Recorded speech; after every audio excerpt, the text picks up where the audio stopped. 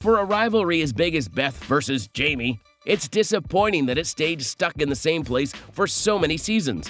By the time Beth gets her victory, it doesn't feel as satisfying as it should. Beth, being Beth, cleans up all the loose ends. She sends Rip and Lloyd on one last trip to the train station, basically the Duttons' version of a mob hit, and gives Dillard a lead on Sarah Atwood's wire transfers to track down John's killers. Back in the hospital, she's sitting there with her ribs busted, sipping vodka straight from her purse, watching the news like it's a reality show. Jamie's gone, she's won, and she's clearly loving it. The final scenes show the Yellowstone ranch being taken apart, and that's when the real sadness kicks in. Rainwater watching everything come down feels surprisingly emotional, even more than some of the big moments before it. Then Elsa Dutton's voice from 1883 comes in, talking about the pain and sacrifices that come with trying to hold onto land. It's a nice touch, and it gives the finale a bit of a poetic ending. But even with these moments, something about the show's ending just doesn't sit right. Casey and his family get a quiet spot on the ranch, and Beth and Rip ride off to a remote farm where they'll never see another tourist again. It's supposed to be a happy ending, but it feels lonely. Beth, who thrives on conflict and drama, suddenly living a quiet life? That doesn't add up. But what's she going to do all day? Yell at people over email and make homemade butter? In the end, Yellowstone wraps up with more of a fizzle than a bang.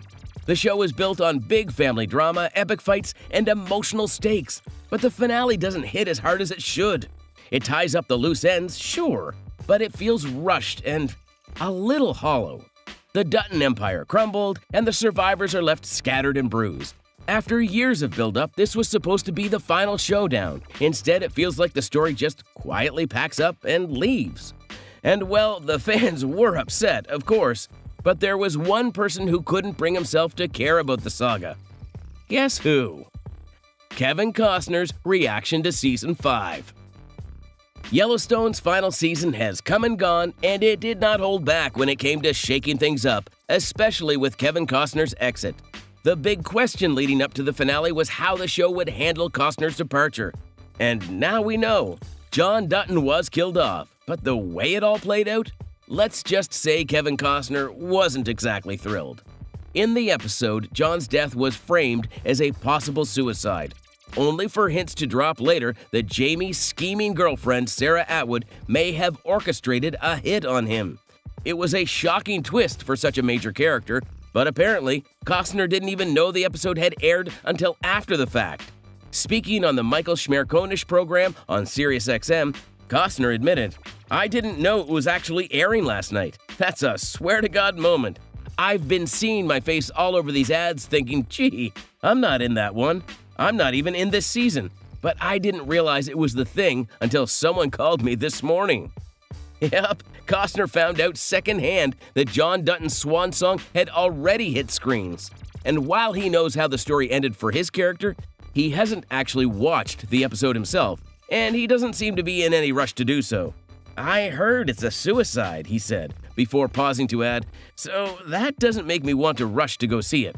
Despite his clear frustration, Costner didn't trash the show's creative team. "That's their business," he said, reflecting on John Dutton's fate. "I gave it 5 seasons. Honestly, there were times I didn't even know if I'd stick with it that long.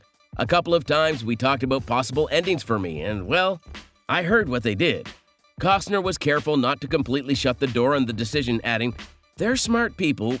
Maybe it's a red herring. Who knows? They're very good at what they do, and they'll figure it out."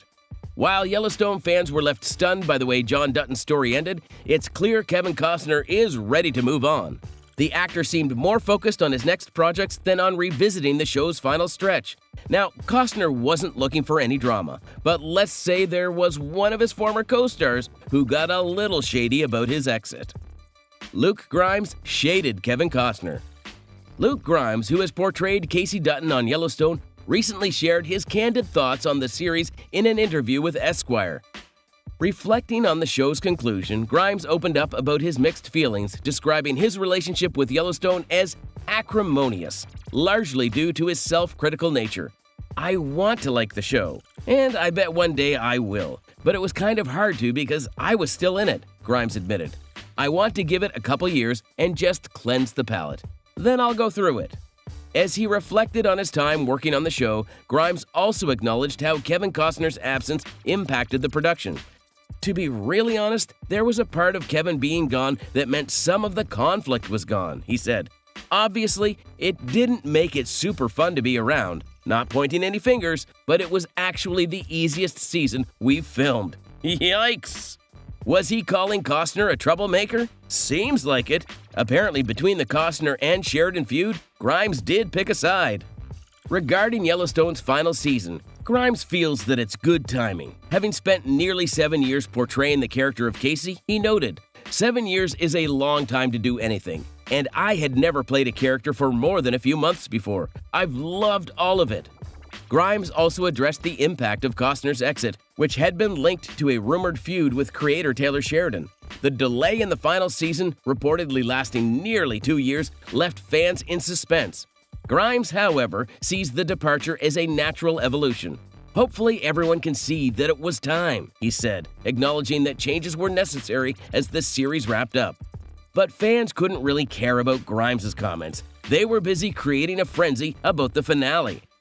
The Internet Frenzy. The Yellowstone finale may have wrapped up the story, but it sparked a firestorm of reactions online. Fans flooded social media with their takes, and let's just say the room was split.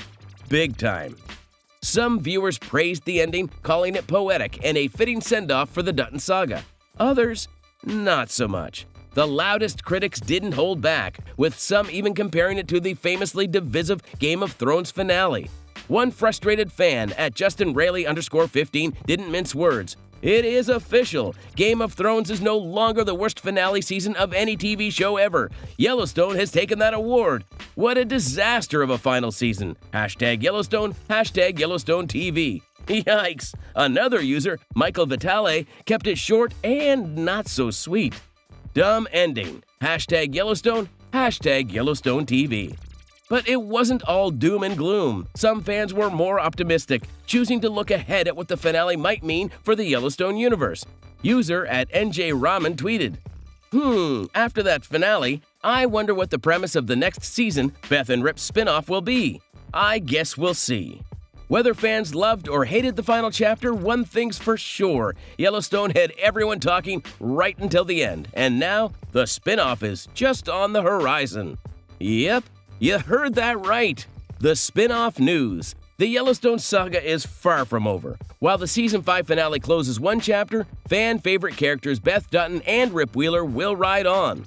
Series stars Kelly Riley and Cole Hauser have officially signed on to lead a new spin-off series, sources revealed to Deadline. Taylor Sheridan is already crafting the new series. Unlike previous spin-offs, this one will keep Beth and Rip in the spotlight, set in the same present-day timeline as the main show. This makes it the closest Yellowstone companion yet, with insiders confirming it'll be the first spin-off to carry Yellowstone in the title. Leading up to the highly anticipated Season 5 finale, fans were left speculating about what's next for the surviving Duttons. Behind the scenes, MTV Entertainment Studios and 101 Studios had been negotiating with Riley and Hauser for months. Initially, there were whispers that the duo could headline a possible Yellowstone Season 6 after Costner's exit as John Dutton. Paramount Network added fuel to the fire when it shifted its messaging. Instead of calling Season 5B the final season, teasers in June framed the upcoming episodes as the show's epic return, while recent promos for the finale stopped short of calling it a series conclusion. Ultimately, the focus pivoted back to launching a new series, a strategic move for Paramount Global.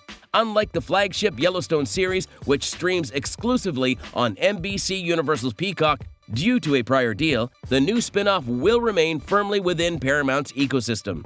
While details on the plot and additional cast members are still under wraps, one thing is clear. Beth and Rip's story is far from over, and Yellowstone fans will have plenty more Dutton drama to sink their teeth into. But there's a slight problem too. The legal trouble. The Yellowstone universe may be expanding, but the battle for where fans will stream the next chapter is heating up behind the scenes. According to a report from Puck, the upcoming spin-off featuring Beth Dutton and Rip Wheeler could spark a legal showdown over streaming rights between NBC Universal's Peacock and Paramount Plus. The roots of this conflict lie in a pre-Paramount Plus deal. All episodes of the main Yellowstone series currently stream on Peacock. thanks to an agreement Paramount made with NBC Universal before launching its own streaming platform. This arrangement has been a massive win for Peacock, with Yellowstone consistently topping streaming charts. Now, as Paramount Plus prepares to release a new series in the same universe, NBC Universal is reportedly prepared to challenge its exclusivity, especially if the show feels more like Yellowstone Season 6 than a true spin-off. The classification of the new installment is at the heart of the dispute. If it's branded as a continuation of Yellowstone, Peacock could argue that their rights extend to this new series. However, if it's seen as a standalone spin-off, Paramount Plus might retain exclusive streaming rights. Reports that the spin-off could feature multiple characters beyond Beth and Rip only blur the line further. To complicate matters, Paramount has been marketing the Season 5 finale as a season finale, not a series conclusion, leaving fans and industry insiders questioning where the original show truly ends and the spin-off begins. Adding fuel to the fire is the potential title of the new series. If it includes Yellowstone in its name, it risks strengthening Peacock's claim to the show. While Paramount Plus could theoretically strip the Yellowstone branding to avoid legal trouble, doing so might undermine the franchise's identity, something neither Paramount nor Sheridan would likely risk, given the brand's immense cultural and financial weight. This behind-the-scenes drama underscores the stakes for both platforms. For Peacock, maintaining access to the Yellowstone name keeps their momentum and subscriber draw alive. For Paramount Plus, exclusivity is critical to growing its own subscriber base, especially with Sheridan's universe being one of its most valuable assets. Meanwhile, fans are left caught in the middle. While legal battles rage on, their main concerns lie elsewhere. Who will return for the spin-off? Will the new show live up to its predecessor? And perhaps most pressing, where will they actually be able to watch it?